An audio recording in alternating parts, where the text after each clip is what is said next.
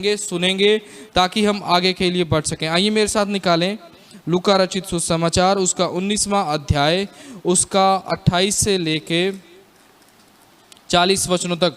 ज्योति इन वचनों को पढ़ो। 19 अध्याय 28 से लेकर 40 वचनों तक पढ़िए। यरूशलेम में विजय प्रवेश। ये बातें कहकर वह यरूशलेम की ओर उनके आगे आगे चला। जब वह जैतून नामक पहाड़ में बैतफगे और बैतिया के पास पहुंचा तो उसने अपने चेलों में से 2 को यह कहकर भेजा, सामने के गांव में जाओ और उसमें पहुंचते ही एक गधी का बच्चा जिस पर कभी कोई सवार नहीं हुआ बंधा हुआ तुम्हें मिलेगा, उसे खोलकर ले आओ। यदि कोई तुम में से कोई पूछे कि क्यों खोलते हो तो कह देना कि प्रभु को इसका प्रयोजन है। जो भेजे गए थे उन्होंने जाकर जैसा उसने कहा था वैसा वही पाया। जब वे गधे के बच्चे को खोल रहे थे तो उसके मालिकों ने उससे पूछा, इस बच्चे को क्यों खोलते हो? उन्होंने कहा, प्रभु को इसका प्रयोजन है। वे उसको यीशु के पास ले आए और अपने कपड़े उस पर डालकर यीशु को उस पर बैठा दिया। जब वह जा रहा था तो वे अपने कपड़े मार्ग में बिछाते जाते थे। निकट आते हुए जब वह जैतून पहाड़ की ढलान पर पहुंचा तो चेलों ने सारी मंडली उन पर सामर्थ्य के कामों के कारण जो उन्होंने देखे थे आनंदित होकर बड़े शब्द से परमेश्वर की स्तुति करने लगी। जब वह राजा, धन्य है वह राजा जो प्रभु के नाम से आता है, स्वर्ग में शांति और आकाश मंडल में महिमा हो। तब भीड़ में से कुछ फरीसी उनसे कहने लगे, हे गुरु, अपने चेलों को डांट। उसने उत्तर दिया, मैं तुमसे कहता हूँ यदि ये चुप रहे तो पत्थर चिल्ला उठेंगे। आमीन आमीन हालेलुया। अब ध्यान से अपनी आंखों को खुला रखना है, अपने कानों को खुला रखना है। हमने कुछ बातों को सीखना है। सबसे पहला 28 वचन पढ़ेंगे। ये बातें कहकर वह यानी यीशु मसीह यरूशलेम की ओर उनके आगे आगे चला। यहाँ पर यीशु मसीह कौन सी बातें कहकर, अगर आप इसी अध्याय के पीछे पढ़ेंगे 10 मोहरों का दृष्टांत, चुंगी लेने वाला जकई और कई बातों के बारे में लिखा हुआ है। ये सब बातें करने के बाद यीशु ने क्या किया? शुरू किया, चलना शुरू किया। अब वचन की ओर देखिए, किधर की ओर चलना शुरू किया? ऊंचा बोलिए, ऊंचा बोलिए, फिर से बोलिए। यरूशलेम की ओर, यानी यरूशलेम शहर है, उधर की ओर चलना क्या किया? शुरू किया। और उसके आगे क्या लिखा है? उनके आगे आगे चला। किन के आगे चला? भीड़ के आगे आगे चला। यानी यीशु मसीह आगे है और भीड़ क्या है? ऊंचा बोलिए, यीशु मसीह आगे है और भीड़ क्या है? और हमने भी क्या करना है? यीशु के पीछे चलना है। हालेलुया। तो क्या करना है? पहला वचन हमें क्या सिखाता है कि यीशु को आगे रखना है, ना कि पीछे रखना है। तब ही हम यीशु को हमारे जीवन में आने पर उसकी खुशी मना सकेंगे। अगर हम चाहते हैं कि यीशु को हमारे जीवन में जब वो आए तो हम खुशी मनाएं, तो उसे आगे रखना होगा, उसे प्रायोरिटी देनी होगी, उसे ही अपना उद्देश्य मानना होगा। तब ही हम ऐसा कर सकते हैं, बड़ी खुशी के साथ उसको आनंद मना सकते हैं। 29वां वचन।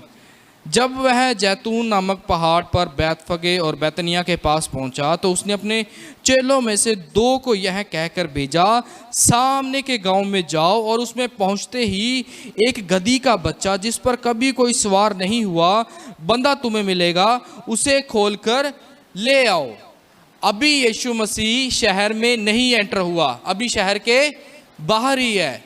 अब यहाँ पर यीशु मसीह अपने चेलों में से किन्हीं 2 चेलों को कह रहा है। कितने चेलों को कह रहा है?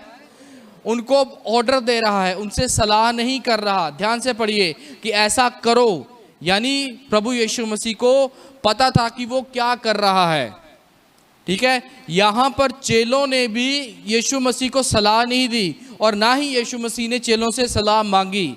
और हम अक्सर ऐसा करते हैं कि हम परमेश्वर से बिना मांगे उसको सलाह देने लगते हैं। परमेश्वर ऐसा नहीं, ऐसा कर, ऐसा कर दे।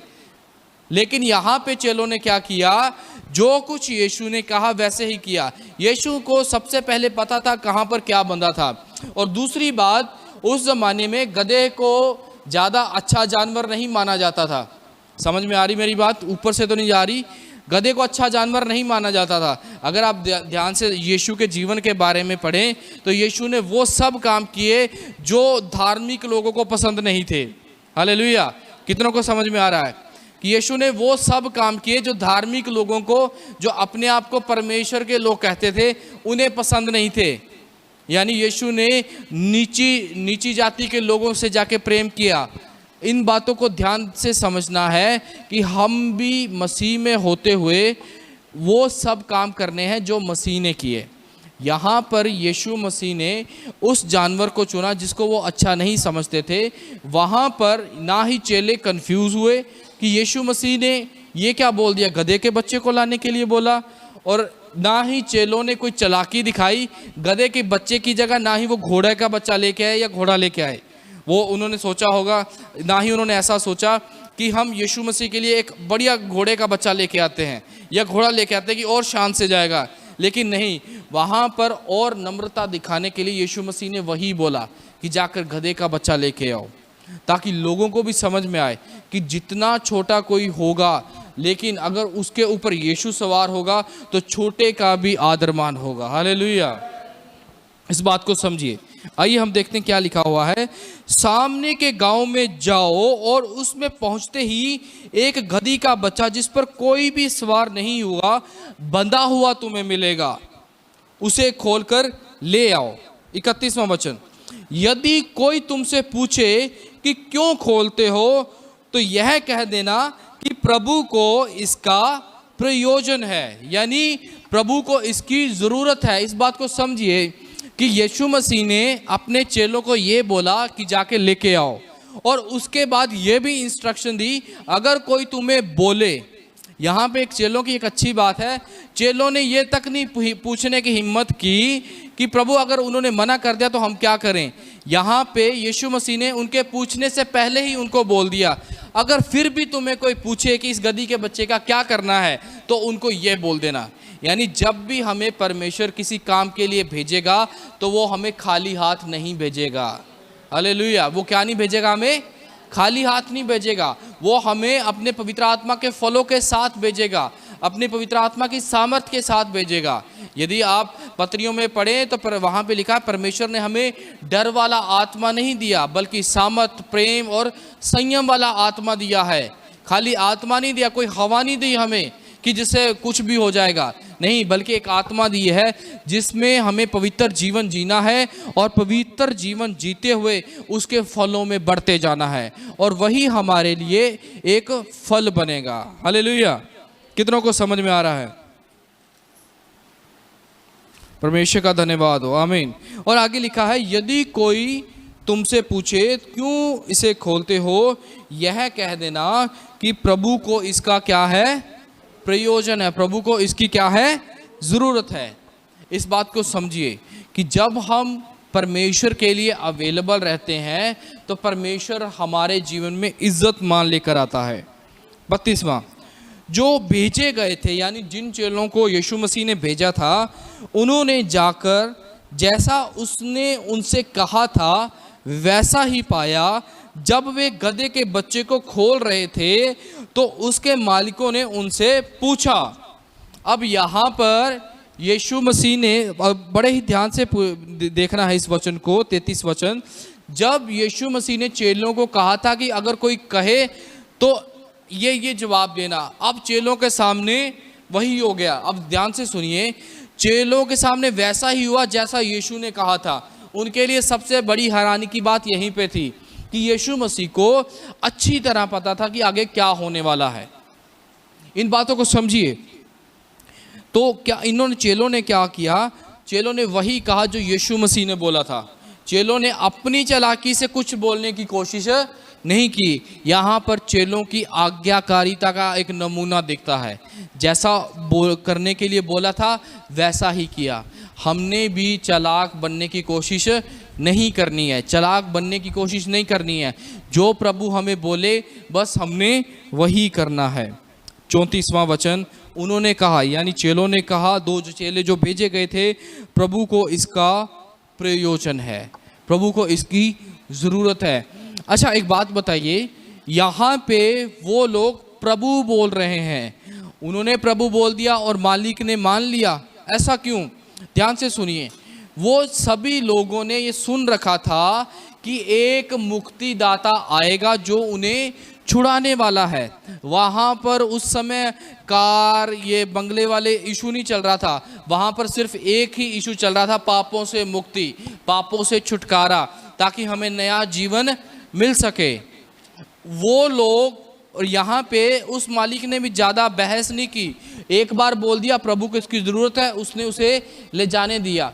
ऐसा क्यों? क्योंकि उन लोगों ने सुन रखा था कि एक मसीहा आएगा जो पूरी जाति के लिए अपने आप को कुर्बान करेगा।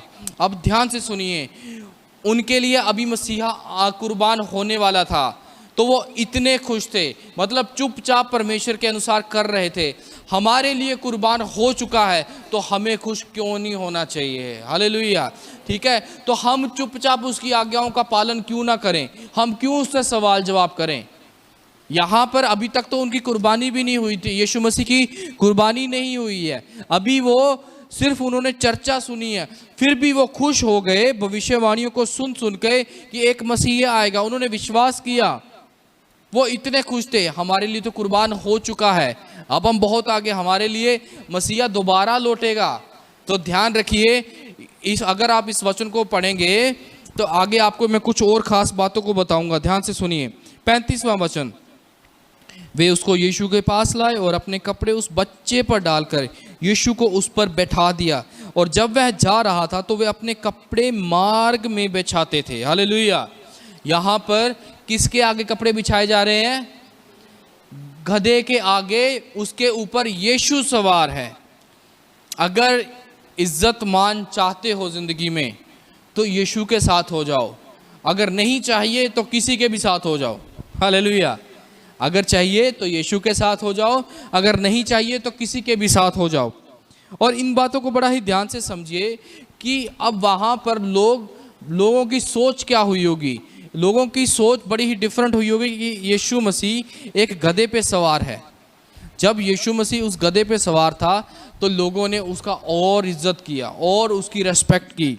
39 वचन, तब यह सुनकर शास्त्रियों में से कुछ ने कहा, एक मिनट इधर आ गया, 37 वचन, निकट आते हुए जब वह जैतून पहाड़ की ढलान पर पहुंचा तो चेलों की सारी मंडली उन सब सामर्थ के कामों के कारण जो उन्होंने देखे थे। ध्यान से सुनिए, जब निकट आते हुए जैतून की पहाड़ की ढलान पर पहुंचा तो चेलों की सारी मंडली, किन की मंडली? चेलों की सारी मंडली उन सब सामर्थ के कामों के कारण, मतलब जो पीछे उन्होंने काम देखे थे उनके कारण यीशु की जय जयकार करने लगे, आनंदित होकर उसकी स्तुति करने लगे। कितनों को समझ आ रहा है चेलों ने क्या किया? जो पीछे काम देखे थे यीशु मसीह के साथ रहते हुए, वचन में लिखा है, हे मेरे मन तो यहोवा को धन्य कह, उसके किसी उपकार को ना भूल। यानी चेले अपने जीवन के पीछे हुई भलाइयों के लिए याद करके, जब हम भी अपने जीवन में पिछली भलाइयों को याद करके परमेश्वर का धन्यवाद करते हैं तो परमेश्वर हमें आने वाली आशीषों की ओर लेके चलता है। हालेलुया। यानी यहाँ पे चेलों ने वही किया। यानी हम अक्सर कई कहते हैं हम क्या प्रार्थना करें, हमारे पास सब कुछ ठीक चल रहा है। नहीं, हमारे पास हमेशा एक विषय होता है प्रार्थना करने का, प्रार्थना में बैठने का, भवन में आने का, वो है धन्यवाद देने का, उसकी स्तुति करने का। कौन सा होता है वो कारण? पीछे की भलाइयों को याद करने का। हालेलुया। जब हम पीछे की भलाइयों को याद करते हैं, पीछे की बातों को याद करते हैं, तब हम ये दिखाते हैं कि हे परमेश्वर, हमें तेरा किया हुआ काम याद है। हालेलुया।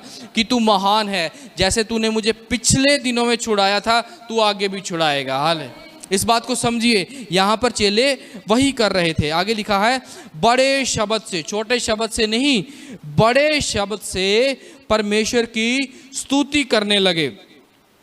लिखा है, धन्य है वह राजा जो प्रभु के नाम से आता है। किसके नाम से आता है? प्रभु के नाम से। उस समय राजनीतिक माहौल भी था और भी राजा थे, लेकिन ये एक ऐसा राजा था जो परमेश्वर की ओर से आ रहा था। कोई सरकार से राजा नहीं आ रहा था, किसी साम्राज्य से राजा नहीं आ रहा था, बल्कि परमेश्वर की ओर से राजा आ रहा था। अपने जीवन में सिर्फ एक ही राजा का वेलकम करना है, वो है प्रभु यीशु मसीह, जो कहाँ से आता है? प्रभु के नाम से आता है। और आगे लिखा है, स्वर्ग में शांति और आकाश मंडल में महिमा हो। इस बात को समझना है। स्वर्ग में शांति और आकाश मंडल में महिमा हो। किसकी महिमा हो? यीशु मसीह की। 39वां वचन। अब इतना अच्छा चल रहा है, यीशु मसीह भीड़ के आगे आगे चल रहा है, भीड़ उसके पीछे चल रही है। यीशु मसीह ने चेलों को कुछ करने को कहा, चेलों ने वैसा किया। मालिक ने पूछा तो चेलों ने मालिक को वो बोला जो यीशु ने कहा। तो ऐसे आगे चलते हुए चेलों ने महिमा करनी शुरू कर दी।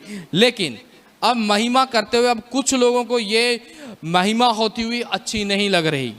अब सभी लोग मसीह के पीछे चल रहे हैं, यीशु के पीछे चल रहे हैं। अब अगर आप सच में मसीह हैं, उसके पीछे चलते हैं, तो आपके ऊपर बहुत सारे सवाल उठेंगे। अब यहाँ पे देखिए, तब भीड़ में से कुछ फरीसी उससे आकर कहने लगे। भीड़ में से कुछ फरीसी जो अपने आप को परमेश्वर के लोग मानते हैं, उनसे आकर कहने लगे, हे गुरु, अपने चेलों को डांट। यानी यीशु को सलाह दे रहे हैं। उनकी भाषा देखिए, लिखा है हे गुरु, यानी उनका विचार तो विरोध वाला है, ठीक है, लेकिन जुबान रिश्ते वाली है। समझ में आ रहा है? दिमाग में तो खिलाफत है, दिमाग में विरोध है, लेकिन जुबान पे रिश्ता है। रिश्ता कौन सा है? अपने से भी ऊपर वाले दर्जे का। हे गुरु, क्या लिखा है? हे गुरु, यानी उसको मीठा मीठा बोल के उसको बहलाने फुसलाने की कोशिश कर रहे हैं, उसके अपने चेलों के खिलाफ। क्या लिखा है? अपने चेलों को डांट। यहां पर कुछ लोग आए यीशु मसीह को ये बोलने कि अपने चेलों को डांट। इस बात को समझना है कि बहुत बार हमें भी बहलाने फुसलाने वाले आएंगे, लेकिन अगर आप परमेश्वर में मजबूत हुए, आपको वचन का ज्ञान हुआ, तो आप फिसलोगे नहीं। तब आगे यीशु ने उनको क्या दिया? उत्तर दिया। क्या लिखा है? उसने उत्तर दिया, मैं तुमसे कहता हूं, यदि ये चुप रहे तो पत्थर चिल्ला उठेंगे। हालेलुया। इस बात को समझना है। यीशु मसीह ने उनको असल में उत्तर नहीं दिया, एक चेतावनी दी जो उनके लिए हानिकारक थी कि यदि ये चुप रहे। कौन चुप रहे? अगर चेले चुप रहे तो पत्थर चिल्ला उठेंगे। वहाँ पर बहुत सारे ऐसे लोग भी थे जो पत्थर हृदय भी थे, ठीक है। तो चेले इसलिए परमेश्वर की आराधना कर रहे थे क्योंकि उन्होंने आश्चर्य कर्म को देखा। जब अगर आपने पौलुस के बारे में कितनों ने सुना है? अगर आपने पौलुस के बारे में सुना तो वो पत्थर दिल था एक तरह का। क्या था वो? लेकिन जब वो परमेश्वर में आया तो वो इतना खतरनाक काम किया, आज उसकी 13 पत्रियां बाइबल में हैं। समझ में आ रहा है? इसी प्रकार बहुत चुप कराने की कोशिश करते हैं, चुप नहीं कराना है, ठीक है। परमेश्वर पत्थर दिलों को भी इस्तेमाल करेगा। हालेलुया। ये परमेश्वर के वचन के अनुसार है। यानी सबसे पहले प्रभु यीशु मसीह को अपने जीवन में आगे रखना है। दूसरी बात, जो वो बोले चुपचाप बिना सवाल जवाब किए करना है। तीसरी बात, जब भी वो आपको भेजेगा तो खाली हाथ नहीं भेजेगा। चौथी बात, अपनी ज़िंदगी के पीछे की भलाइयों को याद करके उसका धन्यवाद करना है ताकि आने वाले जीवन की आशीषें आपके पास आ पाए। और पांचवी बात, जब कभी भी मसीह में रहते हुए आपको सवाल जवाब हो तो वचन में से आपको जवाब देना आना चाहिए। हालेलुया। कितनों को ये वचन समझ में आया है? अगर आपको ये वचन समझ में आया है तो ये वाला हफ्ता आपके लिए बहुत आशीष का कारण होगा। ये आशीष का कारण कैसे होगा? आशीष का कारण ऐसे होगा, जैसे जैसे आप वचन में मजबूत होते जाएंगे, आप वैसे वैसे प्रार्थना करते जाएंगे। इन बातों को समझना है कि वचन में मजबूत होना बहुत ज़रूरी है। वचन में मजबूत होना क्या है? ज़रूरी है। जब आप वचन में मजबूत होंगे, वचन को अपने हृदय में रखेंगे, और जब वो आप प्रार्थना करेंगे तो प्रार्थना करते हुए उस वचन को मुंह से बोलेंगे, तो वो वचन आपके लिए फल लेकर आएगा। तो इसलिए आज से आप शुरू कर दें। यीशु मसीह को अपने जीवन में आपने स्वागत करना है तो पीछे की भलाइयों को याद करते हुए उसका धन्यवाद करना है, ठीक है। ये ना हो कि यीशु मसीह आए और आते उसके गिर जाओ, उसके गिड़गिड़ाने लगे, प्रभु मेरा ये कर दे, मेरा वो कर दे। नहीं, पहले पीछे की भलाइयों को याद करो, फिर उसके साथ रिश्ता बनाओ। फिर जब परमेश्वर आपके पास आए उसको बताओ कि मेरी ये समस्या है, और तेरा वचन कहता है मांगो तो तुम्हें मिलेगा, ढूंढो तो तुम पाओगे। और जब वचन में से बोलोगे तो परमेश्वर समय नहीं लगाएगा आपकी ज़रूरतों को पूरा करने के लिए। हालेलुया। कितनों को समझ में आया? आइए अपनी आंखों को बंद करें, हम प्रार्थना करेंगे। Thank you Jesus, thank you Jesus. प्रभु जी तेरा धन्यवाद, तेरी स्तुति हो पिता पर